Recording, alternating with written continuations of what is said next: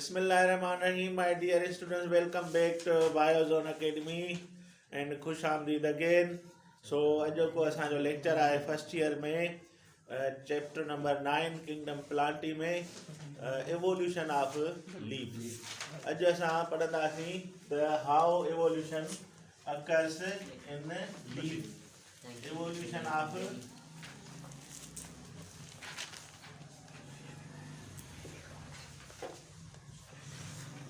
Leaf जेको आहे इहो त तव्हांखे ख़बर आहे त leaf is a green expanded part of the plant which contain chlorophyllous cells and responsible for the photosynthesis means manufacture of food for entire plant body.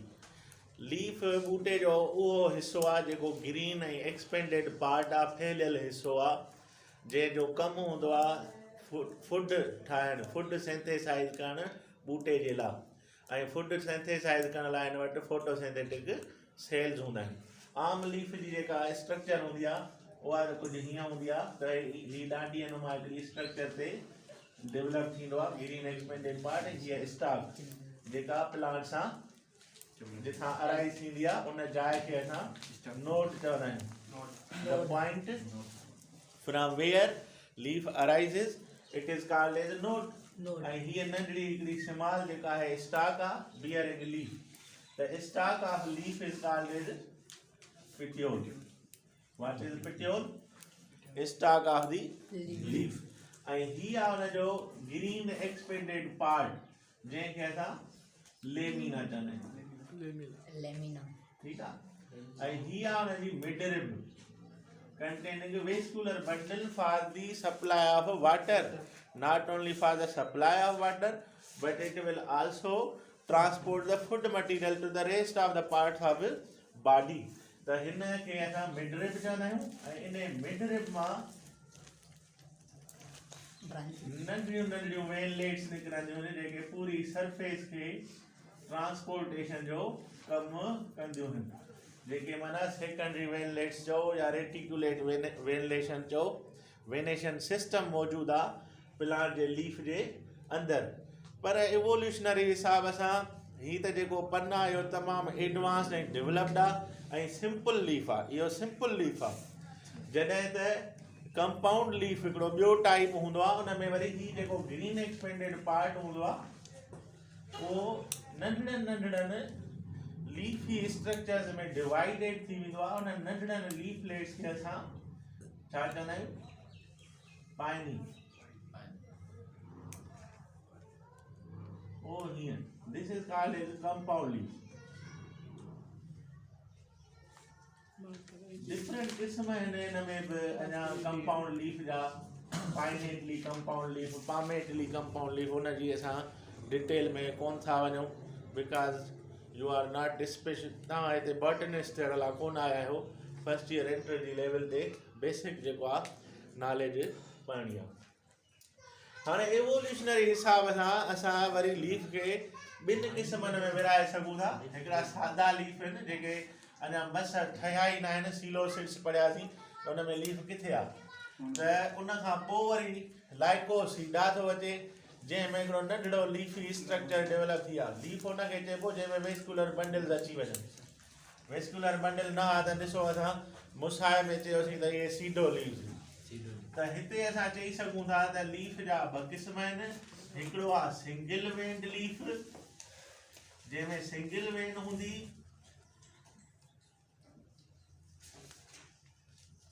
ऐं ॿियो जेको क़िस्म आहे उहो आहे many veined leaf. Many veined leaf. ठीकु आहे. Single veined leaf खे असां चवंदा आहियूं माइक्रोफाइलस लीफ. कहिड़ो लीफ बाबा? Microphyllous leaf. ऐं मेनी वेन्ड लीफ खे असां छा चवंदासीं? Megaphyllous leaf.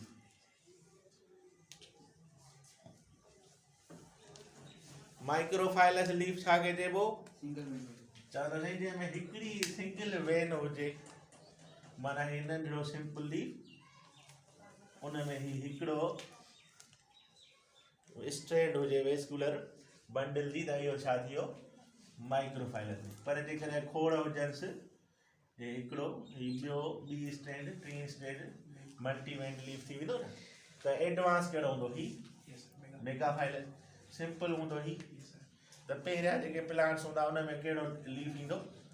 हाणे आयो कीअं प्रॉब्लम इहो आहे आयो लाइकोसिट्स में। लाइकोसिट्स जा मेंबर कहिड़ा आहिनि सिलेटिनीला ऐं लाइकोपोडियम।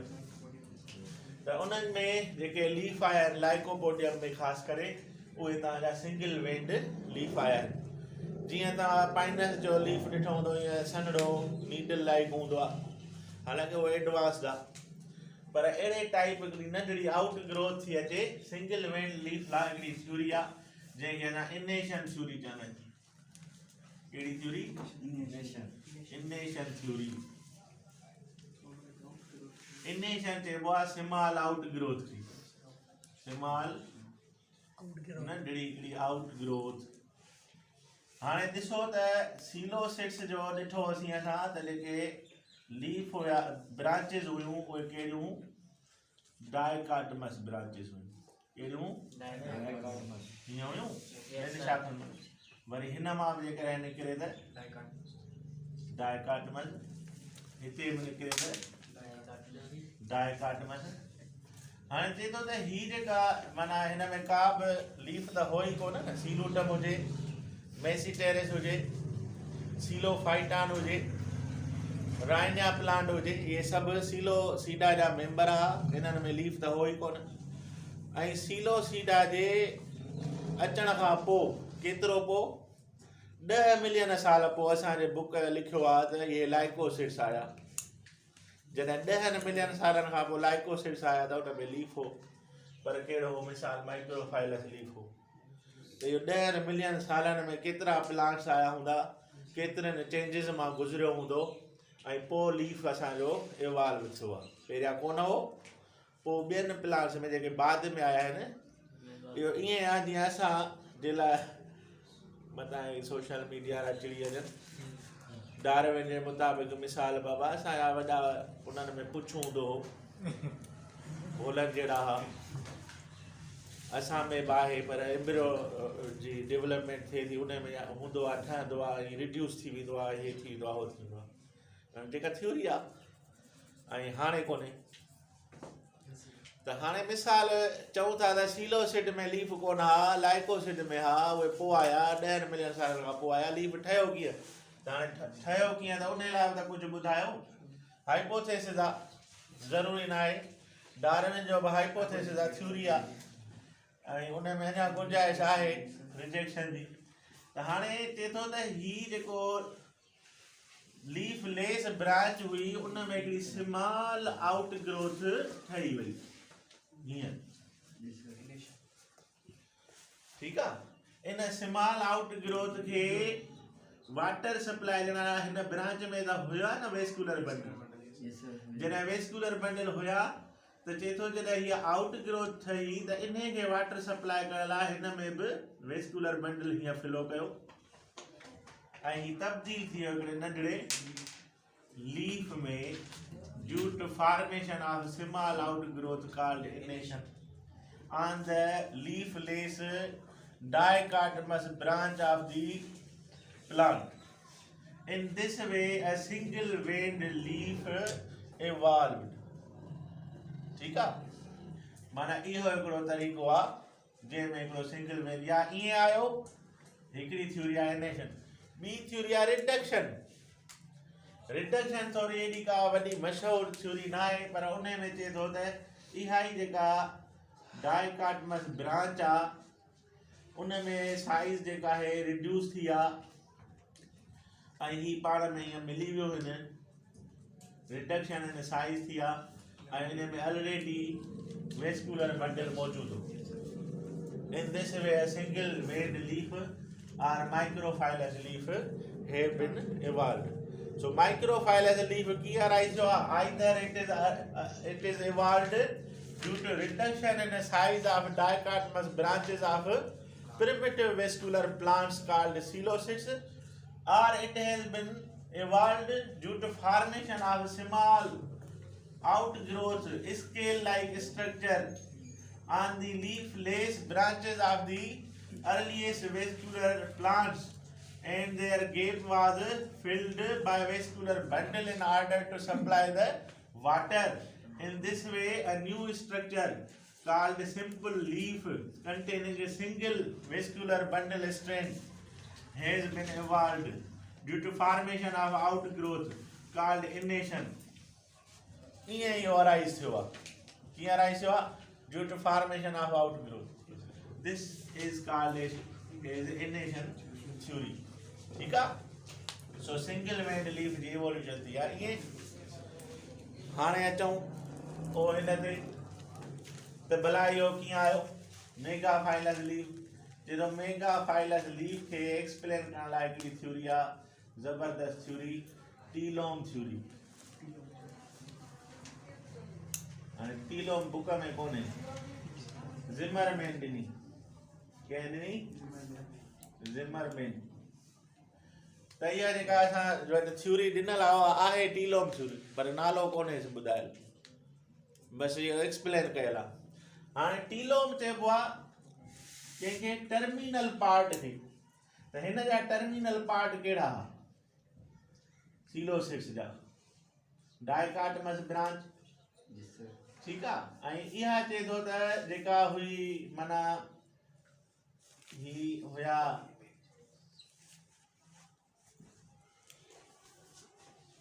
इन जा 3 स्टेप्स आहिनि डाइकाट हिन थ्योरी जा. पहिरियां माना ओवरटॉपिंग, ॿियो पार्ट अथसि हिन जो ओवरटॉपिंग खां पोइ पिलेनेशन, ऐं टियों पार्ट अथसि हुन जो जेको गैप हिन जो भरिजी वियो आहे वेबिंग. घणा स्टेप्स आहिनि टीलोम थ्योरी जा? ओवरटॉपिंग, ॿियो पिलेनेशन, इहो बि बुक में कोन्हे, या ताज़ी इंफॉर्मेशन आहे गूगल अलाए ख़राब जी.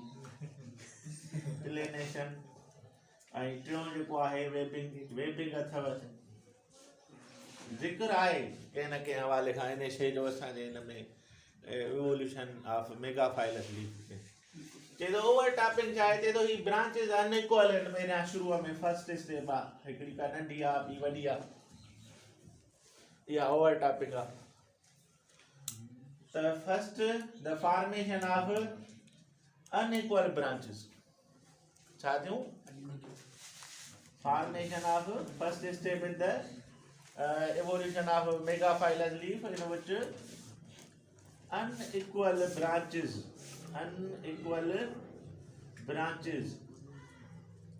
have been evolved.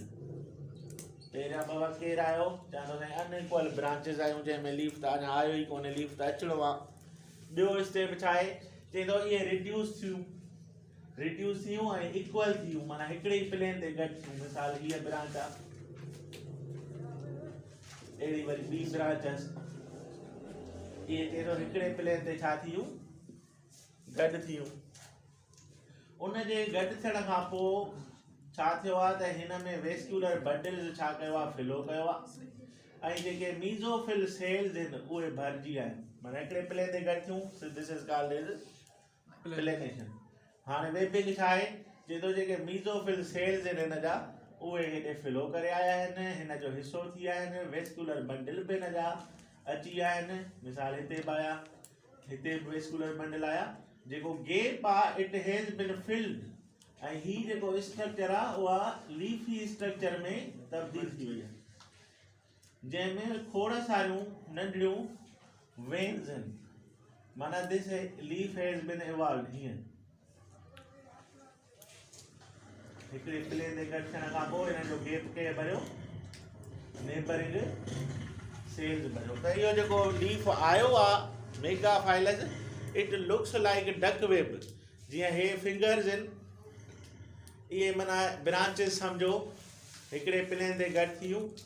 इन्हनि में पंहिंजा ब्रांचिस में वेस्कुलर बंडल त हुया, बाक़ी जेको गैप आहे उहो हिन जे नेबरिंग सेल्स भरियो आहे, फिलअप कयो आहे. मीज़ोफिल सेल्स जीअं डक वेब आहे, जीअं डक जो छा हूंदो आहे? फुट हूंदो आहे न, उन में हिकिड़ी पटी हूंदी आहे स्किन जी, झालर पटी चऊं बाबा, उन में हूंदी आहे जेका उनखे छा कंदी आहे, स्विम करण में हेल्प कंदी आहे। त हाणे ईअं जेको आहे हिकिड़ो परदो ॼण ठही वियो, पर परदो ठहियो मीज़ोफिल सेल्स जो, ऐं उन कंहिंखे कवर कयो, वेस्कुलर बंडल्स खे कवर कयो। त खोड़ वेस्कुलर बंडल आहे ब्रांचिस में मौजूदु, गैप भरियो आहे कंहिं मीज़ोफिल सेल्स, ऐं उहो जेका स्ट्रक्चर नई ठही आहे उहा लीफी स्ट्रक्चर आहे, जंहिंखे पंहिंजा वेस्कुलर बंडल्स आहिनि, खोड़ आहिनि वेस्कुलर स्ट्रेंड्स। ऐं इहो जेको लीफ ठहियो आहे, it looks like duck web, ईअं थो नज़र अचे जीअं डक जो वेब हूंदो आहे, ईअं नज़र अची रहियो आहे। In this way the evolution of megaphyllous leaf web takes place. कीअं थी आहे, ओवरटॉपिंग, अनइक्वल ब्रांचिस आहिनि, उहे पहिरियां छा थियूं आहिनि, प्लेन ते हिकु प्लेन ते गॾु थियूं आहिनि। असां हिन थ्योरीअ खे असांजे बुक में चयो अथनि फोर्क ब्रांच्ड थ्योरी। कहिड़ी थ्योरी? फोर्क हा, फोर्क ब्रांच्ड थ्योरी। इहे फोर्क छा आहिनि, जीअं कांटो हूंदो आहे, कांटे जा इहे निकितल इहे माना छा हूंदियूं आहिनि, धारियूं। हाणे ईअं जेको आहे चए थो ब्रांचिस हुयूं अनइक्वल, ओवरटॉपिंग, पोइ हिकिड़े प्लेन ते सिंगल प्लेन ते छा थी वियो न, गॾु थी वियो। उन जे विच में जेको गैप आहे उहो कंहिं भरियो आहे, नेबरिंग सेल्स। नेबरिंग सेल्स कहिड़ा आहिनि, मीज़ोफिल सेल्स, जेके हिन मेन ब्रांचिस मां आया आहिनि, फिलो करे डिवाइड थी रीडिवाइड थी, हिन जो जेको आहे गैप भरे छॾियो अथनि। ऐं हिननि ब्रांचिस जे गैप भरजण जे करे हीअ कहिड़ी शक्ल इख्तियार करे वियो आहे, लीफ जी शक्ल इख्तियार करे वियो आहे। त इहो जेको लीफ आहे मल्टी वेंड लीफ में तब्दील थी, ऐं इहो फोटोसिंथेसिस जो फंक्शन करणु लॻो, छाकाणि त फोटोसिंथेटिक सेल्स बि हिन में ब्रांचिस में ऑलरेडी मौजूदु आहे। फूड जो ठाहिणु शुरू कई ऐं हिकिड़ी अलॻि स्ट्रक्चर ठही, जंहिंमें पंहिंजा वेस्कुलर बंडल्स आहे, हिक खां वधीक आहे, मल्टी वेंड लीफ जेको आहे इवॉल्व थी वियो। So in this way these megaphyllous leaves have been evolved. पर इन इवोल्यूशन में खोड़ जनरेशन्स, चए थो 100 खां 1000 जनरेशन्स जेके आहिनि, उन्हनि जो सफ़र हिननि खे तय करिणो पवंदो इन चेंज आणण में। त हिकिड़े लीफलेस ब्रांचिस मां हिकिड़ो अहिड़ो प्लांट जनम वठे जंहिं वटि लीफ बि हुजनि ऐं उहे बि मल्टी वेंड लीफ हुजनि। सो इहो हिकिड़ो टिपिकल टॉपिक आहे जंहिंखे ॿिनि क़िस्मनि में विरायो वियो आहे, माइक्रोफाइलस, मेगाफाइलस लीफ, ऐं उनजे लाइ डिफरेंट थ्योरीज़ आहिनि। इन्हनि खे पढ़ो, सम्झो, ऐं नेक्स्ट क्लास में असां ज़ाहिर थींदासीं कंहिं ॿिए टॉपिक सां, लाइक प्रोसीडर। चङो बाबा, अल्लाह हाफ़िज़।